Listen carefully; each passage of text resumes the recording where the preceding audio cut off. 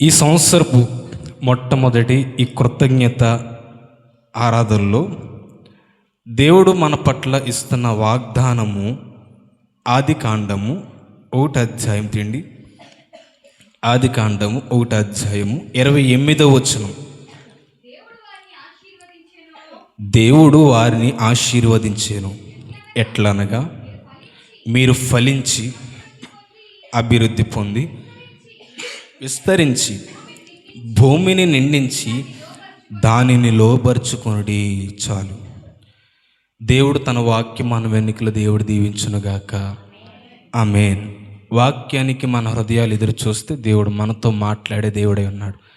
ఈ సంవత్సరము దేవుడు వే ఆఫ్ కల్వరి మార్గము సంఘంలో దేవుడు ఇస్తున్నటువంటి వాక్యంతో కూడినటువంటి వాగ్దానం ఏంటంటే, మీరు ఫలించుడి, దేవుడు వారిని ఆశీర్వదించిన ఎట్లనగా మీరు ఫలించి అభివృద్ధి పొంది విస్తరించండి. యాక్చువల్లీ ఈ రోజంతా సమయం నాదే అనుకున్నా, అందుకే బలంగా సిద్ధపడొచ్చా అయ్యగారు సడన్గా చెప్పినప్పుడు. కానీ అయ్యగారు ఉన్నారు కాబట్టి అయ్యగారిని గౌరవించాలి. ఆయన వాక్యం కూడా ఆయన ద్వారా దేవుడు ఏం మాట్లాడుతున్నాడో మనం వినాలి. కాబట్టి కొద్ది నిమిషాలు దేవుడు ఇస్తున్న వాగ్దానం ఏంటంటే, దేనిలో ఫలించాలి, దేనిలో అభివృద్ధి చెందాలి, దేనిలో విస్తరించాలి. ఈ వాగ్దానం ఎవరికి ఇచ్చింది? మన తాత ముత్తాతల కన్నా హై రేంజ్లో ఫస్ట్ ఆఫ్ ఆల్ ఉన్నటువంటి వాళ్ళు ఎవరు? అవ్వ, ఆదాం. దేవుడు వాళ్ళని సృజించి వాళ్ళకి ఇచ్చిన వాగ్దానం ఇది.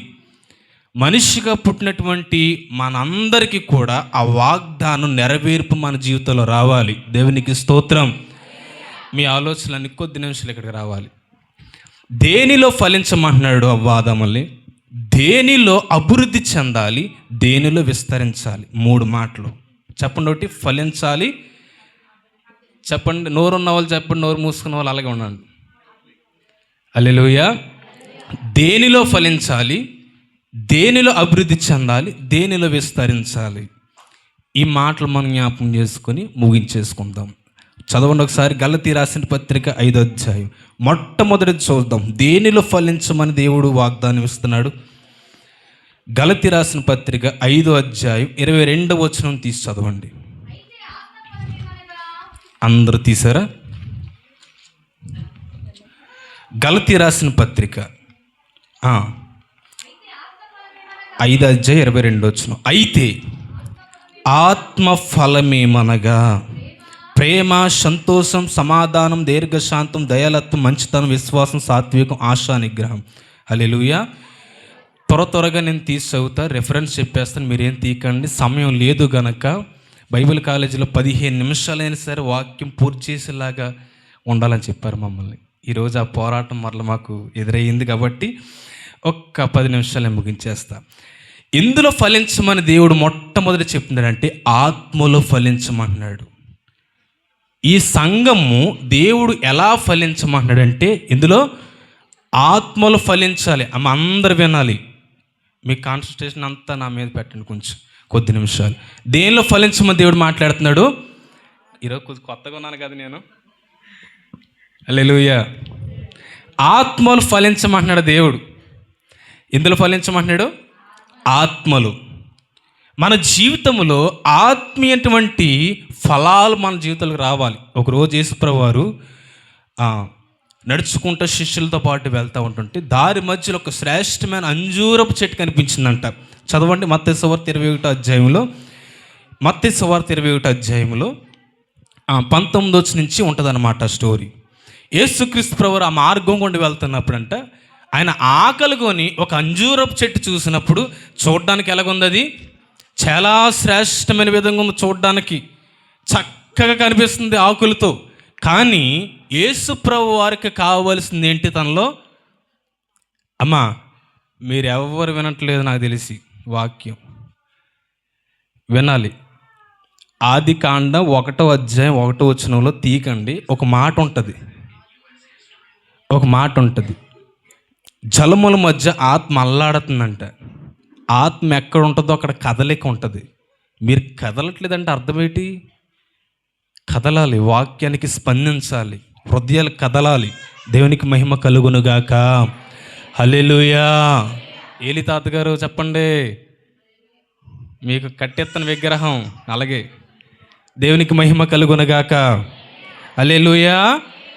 ఆత్మలు ఫలించాలి. యేసుక్రీస్తు ప్రభువు ఆ మార్గం గుండా ప్రయాణం చేస్తున్నప్పుడు ఆయన ఒక అంజూరపు చెట్టు చూసినప్పుడు దాని నుండి ఏదైనా ఫలం వస్తుందని చూస్తే దానిలో ఆకులు తప్పించి ఫలమేమి కనిపించలేదంట. నీ జీవితంలో యేసు ప్రభువారు నిన్ను చూస్తున్నప్పుడు నీలో ఆత్మ ఫలాలు కనిపించకపోతే నిన్ను చెట్టు వలె శపించే జీవితం అవుతుంది ఒక దినాన్న. ఒకటి చెప్తున్నానండి, ఆత్మ వరాలు లేకపోతే పరలోకం వెళ్తావు, కానీ ఆత్మ ఫలాలు లేకపోతే పరలోక రాజ్యంలో దేవుడు నిన్ను ప్రవేశించలేవు. హల్లెలూయా.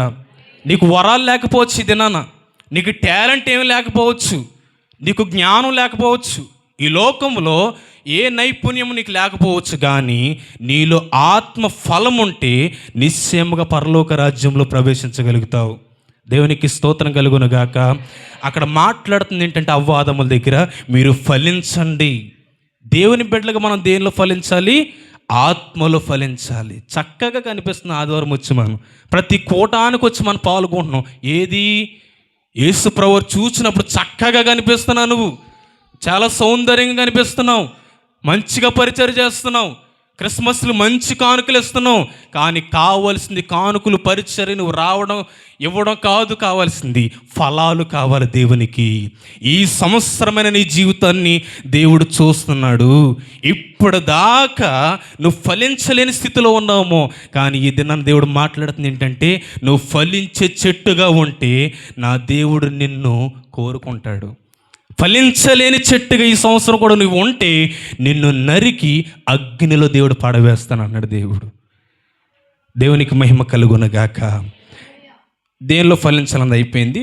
ఇంకా చాలా పాయింట్లు ఉన్నాయి కానీ అవకాశం లేదు మాట్లాడడానికి. రెండోది, దేనిలో అభివృద్ధి చెందాలి. ఒకటి ఆత్మలో ఫలించాలి, రెండో దేనిలో అభివృద్ధి చెందాలో ఒకసారి జ్ఞాపకం చేసుకుందాం. 2 తెస్సలోనికి రాసిన పత్రిక 1:3 త్వరగా అయిపోతుంది నా మాటలు. సహోదరులారా, మేమెల్లప్పుడు మిమ్మల్ని గూర్చి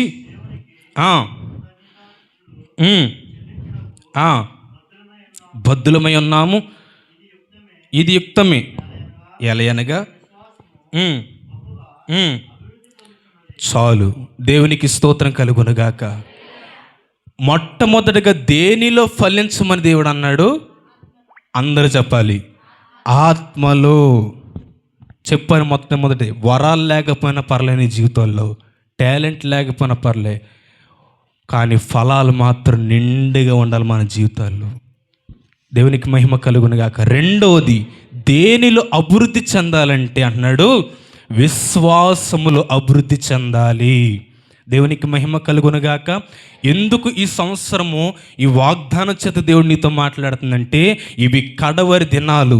వాక్యములో ఒక మాట ఉంది, ఆ దినమున అల్ప విశ్వాసులు, భ్రష్టత్వం సంభవించినప్పుడు అనేకులునంట విశ్వాసములు భ్రష్టులవుతారు. చాలామంది అమ్మా విశ్వాస భ్రష్టులవుతారు. పైకి విశ్వాసులాగా ఉంటారు, కానీ హృదయం అంతా వాత వేయబడిన మనసాక్షి. ఆరాధన చేస్తే స్పందించవు, స్తోత్రం చెప్పమంటే స్పందించవు, బల్లారాధనకు స్పందించవు, పరిశుద్ధాత్మ కార్యాలకి చోటవు నువ్వు. కారణం ఏంటంటే నీకు తెలియకుండానే ఆటోమేటిక్గా నీకు ఆ మనసాక్షి వచ్చేసింది. పౌలు అంటాడు చక్కగా, వాడ బ్రద్దలైపోయే స్వభావం కలిగిన వారంట. వాత వేయబడిన మనసాక్షి. చెప్తున్నాను కదండి, ఈ స్వభావం ఈ మనస్సాక్షి నీలో ఎప్పుడు వచ్చిందో అప్పుడు పరిశుద్ధాత్మ కార్యాలంటే నీకు చెవి దురదొస్తూ ఉంటుంది బాగా. సత్యమునకు చెవునొక కల్పనా కథల వైపుకు తిరుగు కాలం ఒకటి రాబోతుంది. సత్యమునకు చెవురెవరంటాల్లో దురద చెవులు గలవారై సత్యం చెప్తుంటే, సత్యం ఏం బోధ? పరిశుద్ధాత్మ గురించి బోధించి ఏ బోధ అయినా అది సత్యమైన బోధ. ఆ బోధ చేస్తున్నప్పుడంట చెవులు దురదొలుతాయంట. తమ అనుకూలమైన బోధలంట యూట్యూబ్లో ఏరుకుంటారు. ఇప్పుడు కోసం కూడా చెప్పాడు దేవుడు యూట్యూబ్ కోసం. ఏది యూట్యూబ్ అని ఉందా బైబిల్ అనుకుంటారు. తమ అనుకూలమైన బోధలు ఏరుకుంటారంట. అంటే యూట్యూబ్లో ఎవరు బాగా చెప్తున్నారు వాక్యం? నా బ్రతుకు సరైనటువంటి వాక్యం ఎవరు చెప్తున్నారు? గద్దింపుల బోధలు పక్కన పెట్టేస్తారు, పరిశుద్ధాత్మ బోధలు పక్కన పెట్టేస్తారు. వాళ్ళు ఏ దుర్బోధ, ఏ పాపం చేసినా సరే, నువ్వు ఏ పాపం చేసినా దేవుడు నేను క్షమిస్తాడు అన్న ఇలాంటి బోధలు అంటే చూసా, స్వీట్ బోధలు. ఇలాంటి బోధలంట ఏరుకుంటారంట తమ అనుకూలమైన బోధలు. ఎవరంటే కఠినమైన మనస్సాక్షి కలిగిన వాళ్ళు. దేవుడు అంటున్నాడు, ఈ కఠినమైన మనస్సాక్షి, వాతవేయబడిన మనస్సాక్షి దినాల్లో, విశ్వాసములు భ్రష్టత్వం సంభవించే దినాల్లో మీరు ఉన్నారు గనుక విశ్వాసములు అభివృద్ధి చెందుడి. ఈ మాట కఠినముగా యేసుప్రభువారు సాట ఉపయోగించాడు. యేసుప్రభువారి శిష్యులు ఎవరు? యేసుప్రభువారు నేరు ఆయనతో సహవాసం చేసినటువంటి శిష్యులు అన్నారు. ఒక దినాన్న ఒక వ్యక్తికి దెయ్యం పట్టి వెలవెల కొట్టేసుకొని రోడ్డు మీద పడి దొల్లాడుతున్నాడు ఈయన. వెంటనే యేసుప్రభువారి శిష్యులు ప్రార్థన చేశారు, కానీ దెయ్యం వదిలిపోలేదంట. యేసుప్రభువారి దగ్గరికి తీసుకొచ్చి, ప్రభువా నీ శిష్యులు దెయ్యం వదలగొట్టలేదు ప్రభువా, ఎందు నిమిత్తమై, ఎందుకోసం వదలలేకపోయారు? ప్రార్థన చేసినా కానీ దెయ్యం పోలా వ్యక్తిలో, ప్రార్థన చేసినా కానీ రోగం పోలేదు ఆ వ్యక్తిలో, ప్రార్థన చేసినా కానీ ఏ జవాబు రాలేదు ప్రభు అని మాట్లాడితే, వెంటనే యేసుప్రభువారు మాట అన్న మాట ఏంటో తెలుసా? విశ్వాసము లేని మూర్ఖతరము వారలారా, మీరే అవ్వాలి. యేసుప్రభువారు అప్పుడు మాట్లాడిన మాట ఇప్పుడు కూడా సంఘంలో పనిచేస్తున్న మూర్ఖతరం వారు ఎవ్వరు లేరు. ఎక్కడ విశ్వాసం లేని మూర్ఖతనం వారలారని స్ట్రైట్గా మాట్లాడాడు శిష్యులను చూసి. అంత అయిపోయిన తర్వాత శిష్యులు ఎవరి దగ్గరికి వెళ్ళారంటే యేసుప్రభువారి దగ్గరికి వెళ్ళి మెల్లగా కూర్చొని, ప్రభువా ఎందు నిమిత్తమే పోగొట్టలేకపోయాం? ప్రార్థన చేసాం ప్రభువా, నువ్వు నా నామం పేరట, యేసు నామం పేరట దెయ్యాలు వదలగొట్టమన్నా కదా, అదే ఉపయోగించి సేమ్ యేసునామములు పోనుగా కన్నాం కానీ పోలే.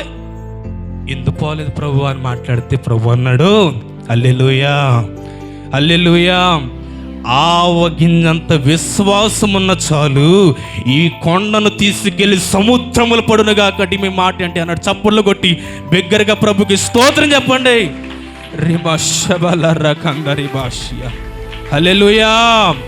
దేవుడు కోరుకున్నది నీలో ఏంటో తెలుసా? విశ్వాసం. పక్క వాళ్ళు వాళ్ళని చూసుకుంటే నువ్వు పడిపోతావు. పరిశుద్ధాత్మ లేని బోధన చూస్తే నువ్వు పడిపోతావు. పరిశుద్ధాత్మ లేని వాడు సహవాసం చేస్తే నువ్వు పడిపోతావు. యేసు వైపు చూసేంత వరకు పేతురు నీళ్ళ మీద, సముద్రం మీద కూడా నడుచుకుంటూ పోయాడండి. హల్లెలూయా హల్లెలూయా. యేసును చూడు, యేసు చెప్పుతుంది చూడు. పేతురు యేసు వైపు చూచాడు, పడకుండా సాగాడు. పౌలు యేసు వైపు చూశాడు, విశ్వాసాన్ని నిలబెట్టుకున్నాడు. ఎవరిని చూస్తారు ఈ దినాన్ని? విశ్వాసంలో ఎవరితో సహవాసం చేస్తున్నావు నువ్వు? ఎవరిని అంటి పెట్టుకొని నీ భక్తిని, నీ విశ్వాసం, నీ ప్రార్థన కోల్పోతున్నావు. జాగ్రత్త. కడవరి దినాలు విశ్వాసం లేని రోజులు ఇవి. దేవుడు ఏమంటున్నాడంటే, ఎందులో వర్ధిల్లమంటున్నాడు? విశ్వాసంలో అభివృద్ధి చెందాలి. దేవునికి మహిమ కలుగునుగాక. ఇంకో మాట చదివేసి ముగించేస్తా. దేనిలో విస్తరించాలి ఒకటి చెప్పాను, దేనిలో ఫలించాలని చెప్పాను, దేనిలో అభివృద్ధి చెందాలో చెప్పాను, దేనిలో విస్తరించాలో చెప్తున్నాను. కొలస్సీ రాసిన పత్రిక 2వ అధ్యాయం 7వ వచనం. త్వరగా అయిపోయింది నా మాట, చివరి మాట. కొలస్సీ రాసిన పత్రిక 2వ అధ్యాయము 7వ వచనము. కావున మీరు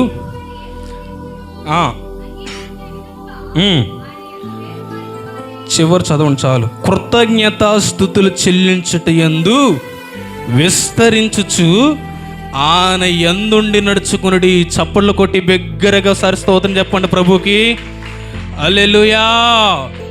మూడవదిగా దేవుడిస్తున్న వాగ్దానం ఏంటంటే, దేనిలో విస్తరించాలంటే కృతజ్ఞత స్తోత్రాలు చెల్లించే విషయంలో విస్తరించాలి. కృతజ్ఞత చెప్పాలి. ప్రతి దినదినము, ప్రతి క్షణము దేవుడు నేను బ్రతికిస్తున్నందుకు ఏం చెప్పాలి? దేవునికి కృతజ్ఞతలు చెప్పాలి.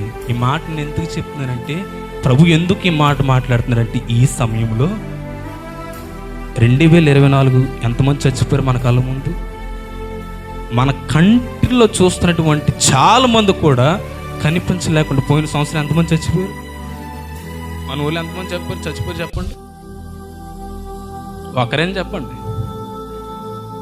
అది ఎంతమంది ఉన్నారు? మరి ఆ ప్లేస్లో నువ్వెందుకు లేవు? 2025లో నన్ను నిలబెట్టినందుకు ఏం చెప్పాలి ప్రభుకి? గుండె నిండా కృతజ్ఞతకి బతకాలి. కడవరి దినాలు ఈ అంచెకాల దినములు యందు కృతజ్ఞత హీనులు ఒక సమూహం రాబోతుంది అన్నాడు. కృతజ్ఞత హీనులు లెగుస్తారంట సంఘంలో. ఇవన్నీ కడవరి దినాలు తల్లి. ఈ 3 ఎందుకు చెప్తున్నాడంటే దేవుడు, ఈ 3 కోల్పోయి భ్రష్టత్వం కలిగిన మనుషులు సంఘములో నుంచే లెగుస్తారంట. పౌలు అంటున్న మాటలే, రెఫరెన్స్లే టైం చూపిస్తాకి. దేవునికి స్తోత్రం కలుగునుగాక. దేనిలో విస్తరించాలి ప్రభు మాట్లాడుతున్న చివరికంటే కృతజ్ఞత స్తోత్రాలు చెల్లించే విషయంలో, కృతజ్ఞత చెప్పే విషయంలో విస్తరించాలి. ఫారిన్స్ కంట్రీలో ఉన్న చిన్న ఇంత పసిపిల్లలు కూడా ప్రతి దాంట్లో కృతజ్ఞత చెప్తారంట. 20 రూపాయలు కొనుక్కోవడానికి ఇస్తే 18 రూపాయలు దేవుని తీసేసి 2 రూపాయలు కొనుక్కుంటారంట. ప్రతి విషయంలో ప్రభు అక్కడికి వెళ్ళినందుకు స్తోత్రాలు, ఈ బండి దిగినందుకు స్తోత్రాలు, ప్రయాణాలు తోడుకున్నందుకు స్తోత్రాలు. 2025లో నా కుటుంబాన్ని హాస్పిటల్ పాలు లేకుండా నన్ను కాపాడు. కాకినాడ హాస్పిటల్కి వెళ్ళండి, నెడుదల హాస్పిటల్కి వెళ్ళండి, ఓ రోజంతా అక్కడే కూర్చోనండి, బాక్స్ పట్టిపోయి ఎంతమంది శవాలు వెళ్తున్నాయి, ఎంతమంది శవాలు వస్తున్నాయి, ఎంతమంది రోగంతో వెళ్తున్నారు, డబ్బులు ఖర్చు పెడుతున్నారు. కానీ ఇక్కడ చక్కగా మందిరంలో నిన్ను సంతోషంగా నిలబెట్టంటే ఎవరి కృపమ్మా? దేవుడు కృప నీ మీద ఉంది గనక. కాబట్టి ఈ చిన్న మాటలు ప్రభు దీవించునుగా కానీ చిన్న ప్రార్థన చేసుకుందాం.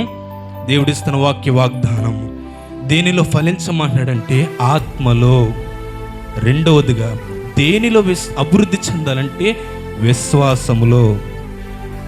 దేనిలో విస్తరించాలంటే కృతజ్ఞతలో.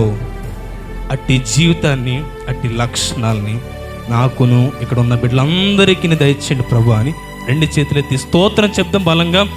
హల్లెలూయా హల్లెలూయా స్తోత్రం. ఈ మాటలు మన వెనుక దేవుడు దీవించును గాక. ఆమేన్ ఆమేన్. పరిశుద్ధుడా నీకు వందనాలు స్తోత్రాలు ప్రభువా. ఈ మాటలు మా వెనుకలు దీవించండి.